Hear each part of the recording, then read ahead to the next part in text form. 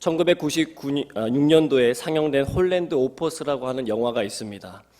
작곡가를 꿈꾸는 청년이었던 글렌 홀랜드는 음악대학 작곡가를 졸업한 후에 4년 동안만 교사로 일하면서 돈을 모으고 그리고 난 다음에 교사 일을 그만두고 자기가 평생 동안에 교향곡 작곡만을 하겠다고 굳은 결심을 하고 인생의 계획을 세우게 됩니다.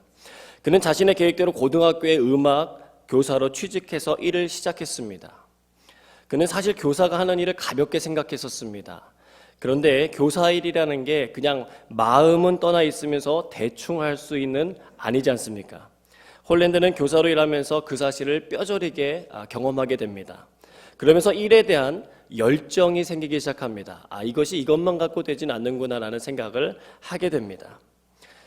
더구나 태어난 자신의 아들이 청각장애를 지니고 있는 바람에 자신의 계획과는 상관없이 계속해서 교직 생활을 해야만 하는 상황이 주어지게 되었습니다. 홀랜드는 60세가 되어서 정년퇴직을 하게 됩니다. 그런데 자연스러운 퇴임이 아니라 평소에 사이가 안 좋았던 교장이 예산 사용의 부족을 이유로 음악 수업을 더 이상 할 수 없다라고 공지해버려서 잘린 것입니다. 백방으로 노력해서 음악 과목을 살리려고 했지만 숲으로 돌아가게 되었습니다. 그래서 홀랜드는 이렇게 푸념합니다. 나는 그동안 30년 동안 교직에 있었지만 헛된 일을 했나 보다. 참 후회스럽다. 그가 학교를 떠난 날 30년 동안 길러낸 제자들이 그의 정년 퇴임식 준비를 해놓고 강당에 모여 있었습니다. 그들은 커튼 뒤에서 교향악단을 이루고 있었습니다. 홀랜드 선생님이 평생 동안 작곡한 단 한 곡, 이 아메리칸 심포니를 선생님 몰래 연습해서 첫 연주를 하려고 준비한 것입니다. 학생 때 자신을 재능 없는 멍청이라고 여겼던 거트루트 랭이라고 하는 클라리넷 연주 제자가 있었는데 그때 그가 열심히 그녀에게 할 수 있다라고 자신감을 불어넣어주면서 키웠던 제자였습니다. 그런 그녀가 지금은 무엇이 되었냐면 주지사가 되어가지고 돌아와서 홀랜드 선생님의 퇴임식 축사를 하게 됩니다. 선생님의 지난 30년 교직 생활이 후회스러우세요? 늘 하고 싶으셨던 교향곡 작곡을 통해 유명해지지 못하셔서 말입니다. 사실 선생님은 우리들 중에서나 유명하시지 밖에서는 그렇지 않습니다. 그런데 선생님, 우리가 바로 선생님의 교향곡입니다. 우리가 당신의 음표입니다. 우리가 선생님의 가르침을 받고 이렇게 자랐습니다. 선생님이 우리를 가르쳐 주셔서 오늘 우리가 이렇게 서 있습니다. 감사합니다. 그러면서 지휘봉을 건네줍니다. 지휘봉을 건네받은 이 홀랜드는 선생님은 교사 생활하면서 유일하게 작곡한 그 교향곡을 그의 평생 작품인 제자들과 함께 연주하면서 이 영화는 끝이 납니다. 믿음의 세대를 키우기에 오늘도 열심히 섬기시는 교사 선생님들 그리고 교육자분들 한 분 한 분에게 진심으로 감사를 드립니다. 그 일에 열정이 샘솟듯 일어나시기를 주님의 이름으로 축복합니다. 그리고 이 영화의 한 장면처럼 훗날 여러분들의 제자들이 믿음을 잘 지켜나가며 또 영향력 있는 사람이 되어서 여러분에게 감사를 표현하는 은혜를 누리시길 주님의 이름으로 축복합니다. 밖에서는 유명하지 않아도 여러분의 제자들에게는 유명한 분들이 되시길 축복합니다.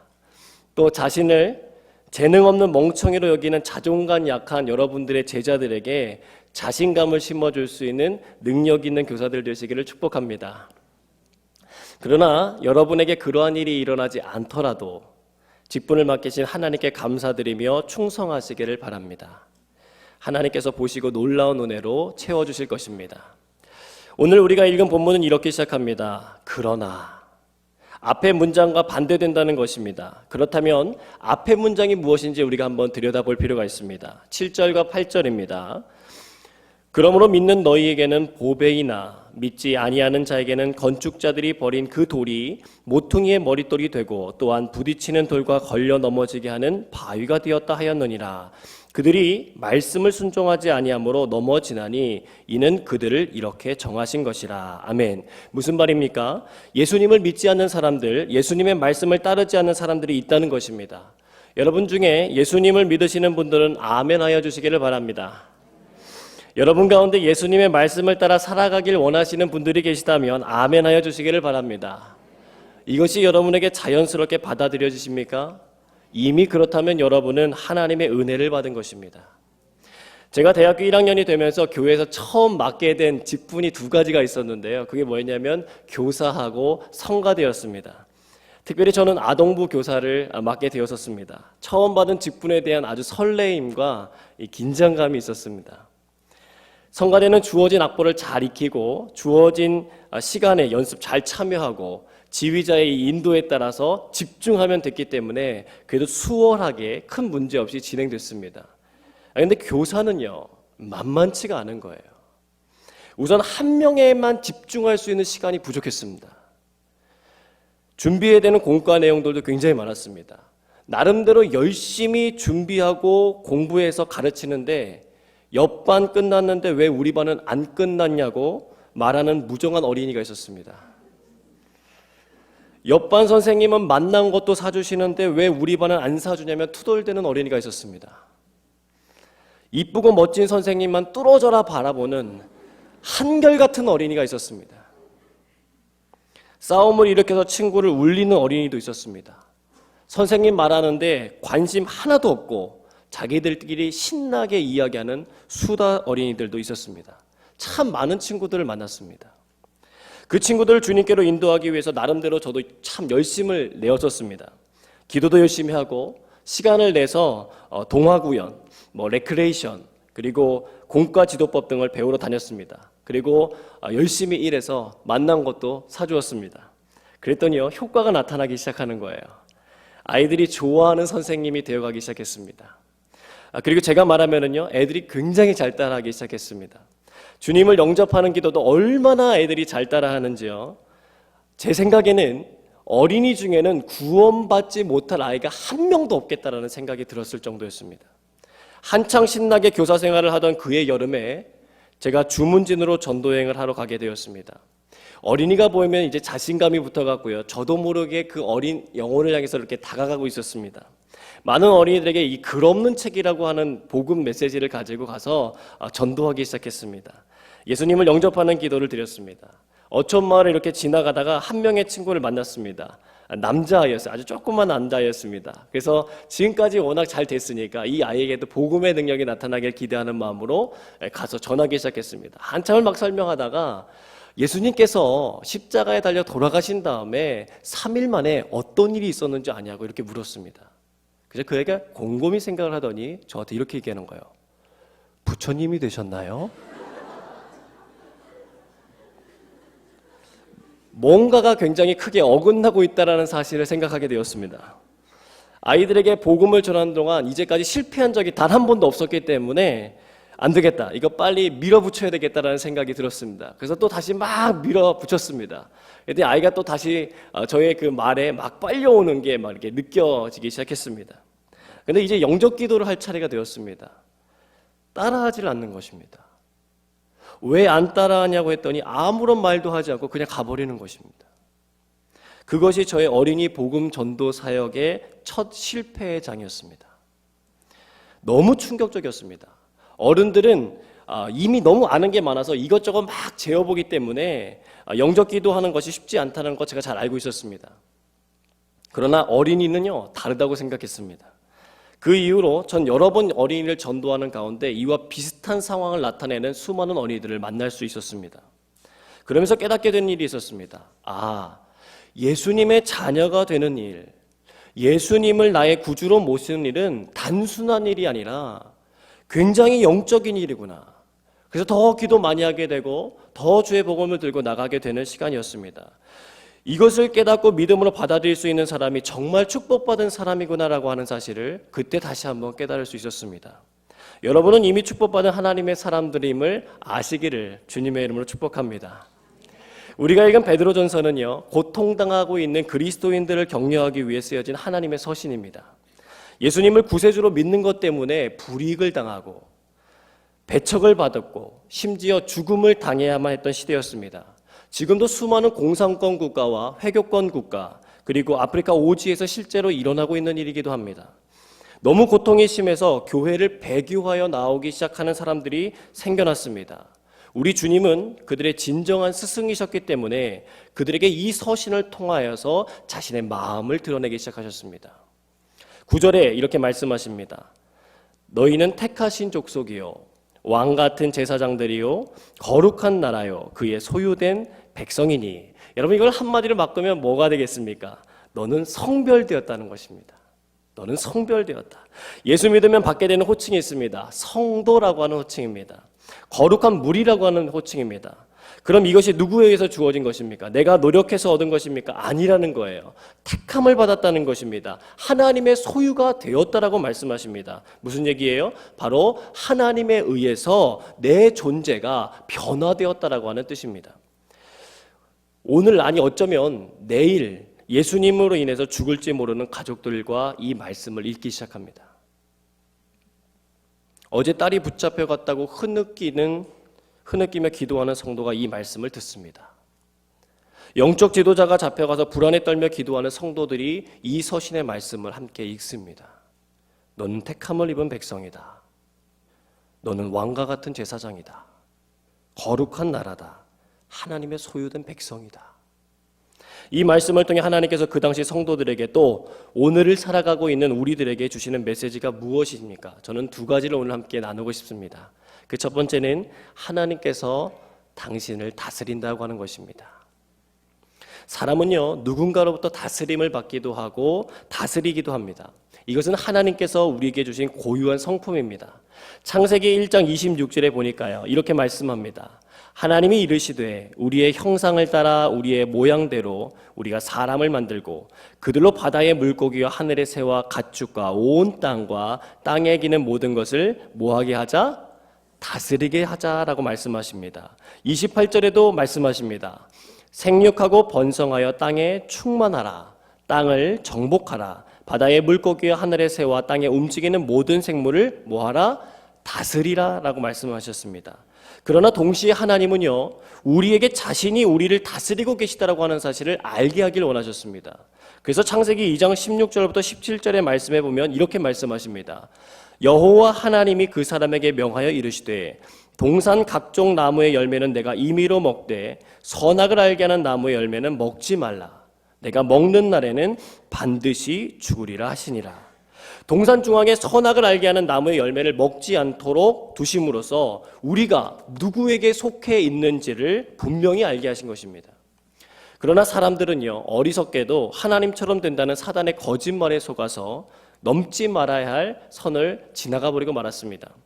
자동차 운전을 하다가요, 법규를 위반하는 것을 경찰이 보았습니다.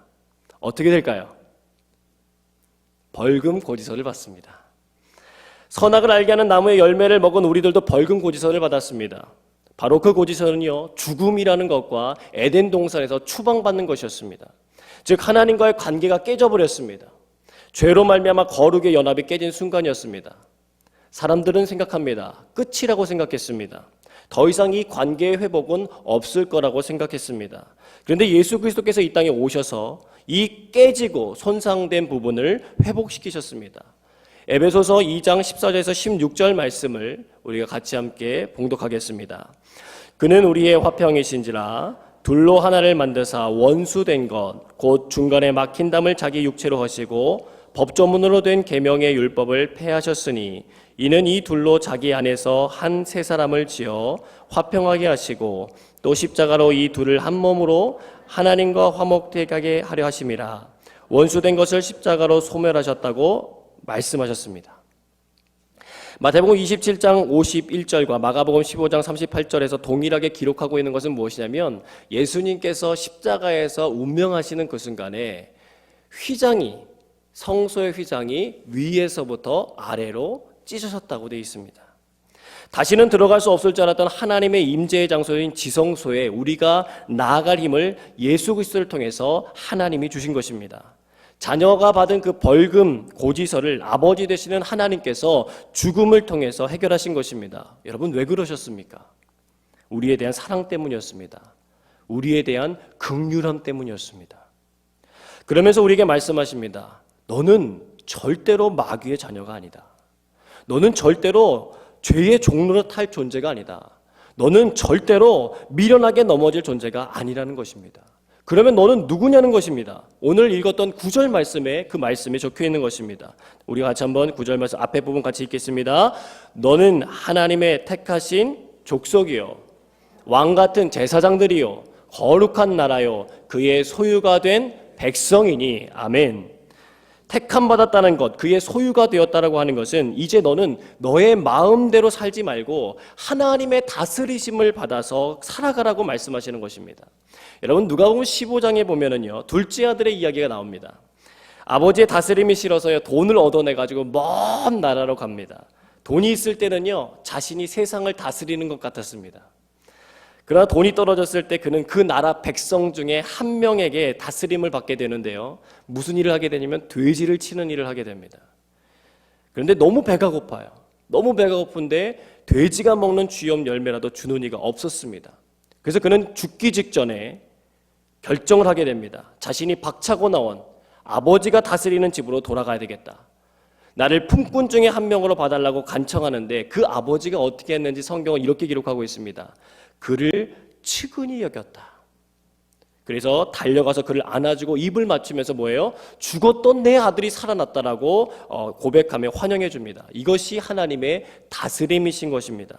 하나님의 다스림이라고 하는 것에는 뭐가 있느냐? 바로 측은함, 긍휼이 있다라고 하는 것입니다.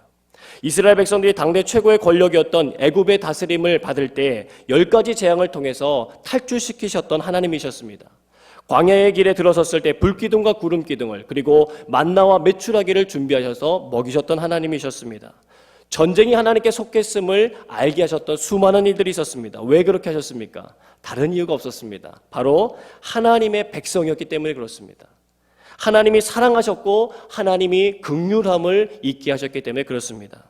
그래서 하나님은 그들의 걸음을 책임지셨습니다. 여러분, 오늘날도 마찬가지입니다. 믿음의 세대를 키우는 일은요, 하나님의 도우심 없이는 세울 수 없습니다. 영적 전쟁입니다. 사단은요, 오늘도 자신의 영역을 빼앗기지 않으려고 발버둥합니다. 그래서 때로는 애굽과 같이 힘있게 도전하기도 하고, 때로는 광야와 같이 거칠게 다가오기도 합니다. 때로는 전쟁이라는 죽음의 위협으로 우리에게 도전하기도 합니다. 그러나 여러분, 기억하시길 바랍니다. 나는 누구인가? 하나님의 다스리심을 받는 존재라고 하는 것입니다. 그래서 누가 나를 책임집니까? 하나님께서 책임져 주신다라고 하는 것입니다. 초대교회 성도들은요, 하나님의 이 부르심의 말씀 앞에서 순종하여서 배교하려고 했던 그 길을 버려버리고 순교의 길을 선택합니다. 오늘 당장 누릴 기쁨보다요, 영원히 누릴 기쁨을 선택했습니다. 오늘 당장 편하기보다는 불편해도 옳은 길을 선택했다라고 하는 것입니다. 주님의 제자들은 주님이 함께 하실 때 두려워하지 않았습니다. 거칠 것 없었습니다. 왜 그렇습니까? 주님이 책임져 주실 거라고 하는 믿음이 있었기 때문에 그렇습니다. 부활 승천하신 후에 성령님이 임하셨을 때 그들은 어떻게 그렇게 담대하게 나갈 수 있었습니까? 그것은 바로 하나님의 다스림을 받는 자신들의 존재를 명확하게 깨달았기 때문에 그렇습니다. 사도행전 4장에 보면 예수 그리스도를 믿고 나서 복음을 증거하는 일로 잡혀 들어갔을 때 베드로와 요한이 이렇게 얘기합니다. 하나님 앞에서 너희의 말을 듣는 것이 하나님의 말씀을 듣는 것보다 옳은가 판단하라. 왜 그렇습니까? 내 자신은 이미 누구에게 속했다는 것입니까? 하나님께 속했다라고 하는 것이에요. 주님의 다스림을 귀한 것으로 여기고 그 은혜에 감사하며 당당하고 멋지게 그리스도인으로 살아가는 저와 여러분 되시길 주님으로 축복합니다. 두 번째로 우리가 함께 나누고 싶은 것은 하나님께서 당신에게 변화를 선포하셨다고 하는 사실입니다. 우리가 살고 있는 21세기에는요, 이 컴퓨터로 인해서 만들어진 인터넷이라고 하는 공간이 있습니다. 이곳에서요, 교회를 비난하는 소리를 전보다 더 많이 듣게 되었습니다. 물론 그 중에는요, 하나님에 대한 무지함 때문에 터무니없이 비난하는 것도 있지만 우리가 조금 귀담아 들어야 될 비난들도 있습니다. 그것은 뭐냐면 바로 그 중에 하나가 하나님의 백성인 믿음 있는 자들의 행실에 대한 문제입니다. 우리가 읽은 베드로전서 2장도 이 부분에 대해서 명확하게 말씀해주고 있습니다. 2장 12절을 보겠습니다. 너희가 이방인 중에서 행실을 선하게 가져 너희를 악행한다고 비방하는 자들로 하여금 너희 선한 일을 보고 오시는 날에 하나님께 영광을 돌리게 하려 함이라. 15절에도 말씀합니다. 곧 선행으로 어리석은 사람들의 무식한 말을 막으시는 것이라. 무슨 말입니까? 주님을 믿는 백성이 되었지만 여전히 옛 습관대로 살아가는 사람들을 통해서 믿지 않는 사람들이 눈살을 찌푸리게 된다는 것입니다. 그래서 복음의 역사가 나타나는데 장애물이 된다고 하는 것입니다. 그런데 여러분, 믿지 않는 이들이 우리를 비방하는 것은요, 한편으로는 가슴 아프지만 한편으로는 우리에게 소망이 있음을 알려주는 반증이기도 합니다. 그들이 진정 바라고 기다리는 것이 있다는 것입니다. 그건 뭡니까? 바로 말씀대로 실천하여 삶을 살아가는 하나님의 백성인 것입니다. 그들은 과정도 중요하지만 결과를 굉장히 중요하게 여기는 사회 속에서 이제껏 살아왔습니다. 그렇기 때문에요, 믿는 과정도 중요하지만 믿은 다음에 도대체 너희들이 무슨 변화된 결과를 가지고 있느냐라고 우리에게 묻습니다. 행실이 선하지 않던 사람이 예수님을 믿었으면 이제는 좀 행실이 선해져야 하는 것 아니냐. 그럼 여러분, 이런 변화가 대체 어떻게 가능하냐고 하는 것입니다. 저희 교회에서 9월부터 시작된 여러 양육 코스들이 있습니다. 그것들이 이제 맞춰지면서 수료식을 진행하는 중에 있습니다. 수료식 중에 빠지지 않는 코너가 있습니다. 그게 뭐냐면 간증하는 시간입니다. 간증을 듣다 보면은요, 이 눈시울이 이렇게 붉어지는 시간들이 많이 있습니다. 간증은 양육을 받기 전과 받은 후에 차이점이 들어가 있습니다. 대부분의 많은 교인분들이요, 뭐라고 고백하냐면 공통적으로 고백하는 것은 제 자신이 참 교만했다라고 하는 것입니다. 양육을 받기 전에 너무 교만했는데 양육을 받는 과정을 통하여서 그것이 잘못된 것이구나, 내가 더 하나님의 뜻을 잘 깨달아야 되겠구나 라고 하면서 자신을 깨닫고, 그리고 하나님의 사랑과 그리고 선하심 그리고 이끄심을 경험했느라고 그 흔적들을 말씀해 주는 시간들입니다. 그리고 이 과정을 하기를 정말 잘했다라고 많은 분들이 이구동성으로 간증하십니다. 한 번은요, 간증하시던 분 중에 이런 분이 계셨습니다. 양육을 하는 가정 가운데 있는데 자신의 자녀가 자기를 너무 힘들게 하더라는 거예요. 그래서 같이 기도하자고 하셨답니다. 같이 기도하자. 그러면서 내심 속으로는 어떤 마음이 있었냐면, 기도하는 과정을 통해서 자녀가 자기의 잘못을 깨닫고 자기 어머니에게 잘못했노라고 그렇게 뉘우치고 돌아오기를 기대하는 마음으로 기도를 막 시작하기 시작했습니다. 그런데 기도하는 과정에서 어떤 일이 일어났겠습니까? 하나님께서 자신의 죄를 자꾸만 들여 보여주시면서 뭐예요? 하나님의 긍휼하심을 입을 것에 대해서 포기하시더라는 거예요. 결국은 자기 자신을 변화시키시기 시작하시는 하나님을 경험하기 시작했습니다. 그래서 무슨 마음이 들었냐면 자기 자녀에게 자신이 용서를 구해야 되겠다는 마음이 들었다고 합니다. 그래서 자녀에게 용서를 구합니다. 정중하게 용서를 구할 때 그 과정에서 자녀의 마음이 오픈이 되면서 같이 울면서 기도하고 화목함을 이루었느라고 간증하시는 이야기를 들었습니다. 그렇습니다. 여러분, 모든 변화의 시작은 바로 나 자신으로부터 시작되는 것입니다. 본문 10절은 이렇게 말합니다. 너희가 전에는 백성이 아니더니 이제는 하나님의 백성이요, 전에는 긍휼을 얻지 못하였더니 이제는 긍휼을 얻은 자니라. 전에는 누리지 못했지만 이제는 누리는 자가 되었다라고 하는 것입니다. 삶의 변화가 일어났다는 것입니다. 무엇 때문에 가능한 것입니까? 하나님의 긍휼 때문에 가능하다라고 말씀하시는 것입니다. 전에는 백성이 아니었던, 이게 무슨 말입니까? 전에는 죄로 말미암아 본질상 진노의 자식이 되어 버렸다라고 하는 것입니다. 사단의 종노릇하며 죄와 사망의 법에 매여 살아가야만 했습니다. 그러나 이제는 하나님의 백성이 된 까닭이 있다라고 하는 것입니다. 그것이 바로 2장 4절에 나온 것처럼 하나님께 택하심을 입은 보배로운 산돌 예수 그리스도로 말미암았다라고 하는 것입니다. 예수님을 통해 나타난 것이 무엇입니까? 하나님의 긍휼이라고 하는 것입니다. 여러분, 2004년에 개봉된 패션 오브 크라이스트라고 하는 영화가 있습니다. 혹시 보셨는지 모르겠습니다. 그 영화를 보면은요, 고통스러웠던 그 예수님의 십자가 사건을 아주 자세하게 묘사해주고 있습니다. 보는 내내 정말 눈물이 흐르는 그런 영화입니다. 그 중에서도 아주 인상 깊은 장면이 있습니다. 그것은 무엇이냐면 예수님께서 십자가를 지시고 마지막에 운명하시는 장면이 있습니다. 고개를 떨구시는 장면이 있어요. 이 떨구시는 때에 저 우주로부터 한 방울의 물이 떨어지는 과정이 크게 오버랩되면서 나타나게 됩니다. 점점 클로즈돼요. 그러면서 어디로 떨어지냐면 그 한 방울의 물이 예수님의 십자가 옆에 땅에 톡 하고 떨어집니다. 그때 땅이 지진이 일어나는 그런 광경이 있었습니다. 여러 가지로 많은 해석들을 할 수 있겠지만 저는 그 장면을 보면서 하나님의 눈물을 보았습니다. 인간들을 향하신 하나님의 눈물, 그 한 방울의 엑기스에 들어있는 하나님의 눈물, 인간들을 사랑하시기 때문에 독생자 예수 그리스도를 외면하셔야만 했던 하나님의 그 긍휼하심, 그 긍휼의 눈물이었습니다. 예수님도 동일한 모습을 보여주셨습니다. 아버지여 저들의 죄를 저들에게 돌리지 마옵소서. 저들이 하는 일을 알지 못합니다. 이것이 주님의 죄인들을 향한 긍휼이었습니다. 이 긍휼함을 우리가 받은 것입니다. 우리가 죄인인 상황을 뻔히 바라보시면서도 우리를 정죄하지 아니하시고 우리를 용서하고 기다리시는 하나님이신 것입니다. 왜 그렇습니까? 우리를 통해서 또 하나의 생명이 살아나길 기대하시기 때문에 그렇습니다. 오늘 본문 9절 하반절 말씀입니다.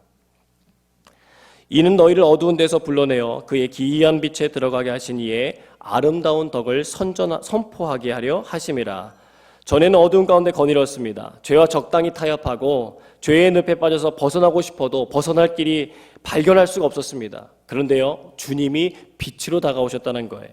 생명길을 보여주셨습니다. 소망이 생기게 하셨습니다. 따스함을 경험하게 하셨습니다. 말로 형용할 수 없는 주님의 깊은 사랑을 경험하게 하셨습니다. 그래서 자연스럽게 그분의 그 사랑을 그리고 그분의 덕을 선포하는 자, 전하는 자로 살게 하신 것입니다. 나는 어떤 자입니까? 전하는 자인 것입니다. 베드로와 요한이 사도행전 4장 20절에서 말씀합니다. 우리는 보고 들은 것을 말하지 아니할 수 없다. 그런데 전하는 것도 사실은 내가 하는 것이 아니라는 것입니다. 아름다운 덕을 선포하게 하려 하심이라. 즉 계획하는 분이 있다는 것입니다. 이루시는 분이 있다는 것이에요. 그게 누구십니까? 하나님이시라는 거예요. 하나님이 전하게 하시겠다는 것입니다. 여러분, 우리는요, 교사라고 하는 직분 말고도 교회에서 여러 가지 직분을 맡아서 주님의 사랑을 전하는 자로 살아가게 됩니다. 그래서 어떤 분들을 보면 열심히 타오르는 불꽃이 되시는 분들이 있습니다. 그런데 연말이 되면 재가 되어버리는 분들이 가끔 계십니다. 스스로 불타올랐기 때문입니다. 호렙산 떨기나무 불꽃 가운데 나타나신 하나님을 기억하십시오. 떨기나무에 불이 붙었으나 타지 않았다고 기록하고 있습니다. 왜요? 하나님이 태우셨기 때문입니다. 내가 전해야지, 내가 선포해야지 아니라는 거예요. 하나님이 우리를 태우시도록 자리를 내어드려야 합니다. 그것이 무엇입니까? 바로 기도입니다. 우리가 섬기는 사람들이 우리에게 고마워하면 참 좋겠지만 그렇지 않을 수도 있습니다. 속상하게 만들 수도 있습니다. 아니요, 어쩌면 우리의 섬김을 알아주지 않을 수도 있습니다. 그러나 낙심하지 마시길 바랍니다. 그 일을 통해서 하나님께 나아가 기도하셔야 합니다. 하나님께서 여러분들에게 하나님의 마음을 부어주실 것입니다. 어떻게 나가야 할지를 이끌어 주실 것입니다. 다시금 내 자신이 얼마나 긍휼을 얻은 자인지를 깨닫게 해주실 것입니다. 그리고 주님의 능력이 여러분을 채우고 흘러넘쳐서 섬기는 사람들에게 전해지게 할 것입니다. 여러분은 하나님의 긍휼하심을 얻은 자로서 축복의 치유자가 될 것입니다. 제가 얼마 전에 페이스북을 하고 있는데 페이스북에서 2002년도에 초등학교 1학년이었던 그 친구가 지금은 많이 커가지고요. 그때 제가 전도사 시절이었는데 찾아왔습니다. 그래서 너무 반가워하고 너무 좋아해서 제가 너무너무 신기한 거예요. 그래서 야, 너는 나를 어떻게 기억하느냐라고 물었습니다. 제가 그때도 뭐 예수님의 영접 기도도 했고요. 복음도 열심히 증거했고 열심히 했습니다. 근데 그 친구가 뭐라고 답변하는지 봤는데 답변은 이겼습니다. 전도사님이 저희를 이뻐해 주신 게 기억이 나요. 전도사님이 저희를 사랑해 주신 게 기억이 나요. 사랑하는 여러분, 그렇습니다. 우리가 교회에서 어떠한 직분을 섬길 때에 무엇이 기억에 남을 것 같습니까? 많은 가르침이요? 아닙니다. 긍휼함과 사랑입니다. 그 사랑으로 다가갈 때 하나님의 놀라운 역사는 나타나게 되어 있다라고 하는 것입니다. 말씀을 정리합니다. 여러분, 우리는 하나님께 속해 있습니다. 하나님께서는 우리를 긍휼함으로 다스리십니다. 하나님은 그 긍휼함을 입은 백성들을 통하여 생명 구원의 일들을 오늘도 진행하십니다. 기도함을 통해서 하나님의 사랑이 흘러가는 귀한 축복의 통로가 되시기를 주님의 이름으로 축복합니다. 기도하겠습니다. 오늘도 내 삶 속에 긍휼함으로 다가오시는 하나님의 사랑을 받아들이시길 바랍니다. 또 이 시간 우리에게 맡겨주신 영혼들을 생각해 보시길 바랍니다. 그들을 향한 하나님의 긍휼한 마음을 회복시켜달라고 기도하시길 바랍니다. 내 힘이 아닌 하나님이 주신 힘으로 감당하게 도와달라고, 저를 통해 하나님의 복음 사역이 더욱 활발해지도록 역사해달라고 우리 다 같이 함께 기도하겠습니다.